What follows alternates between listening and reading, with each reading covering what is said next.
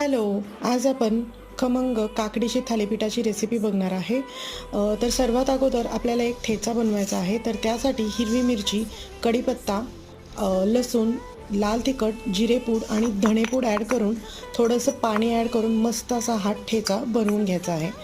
नंतर एका प्लेटमध्ये ज्वारीचे पीठ, गव्हाचं पीठ, डाळीचं पीठ, तांदळाचं पीठ, हळद, खिसून घेतलेली काकडी, बारीक कट करून घेतलेला कांदा आणि कोथिंबीर, हिंग, आवश्यकतेनुसार मीठ आणि आपण जो ठेचलेला मसाला होता हे सर्व ॲड करून छान असं मिक्स करून घ्यायचं आहे आणि आवश्यकतेनुसार पाणी ॲड करून मऊ अशी कणिक मळून घ्यायची आहे.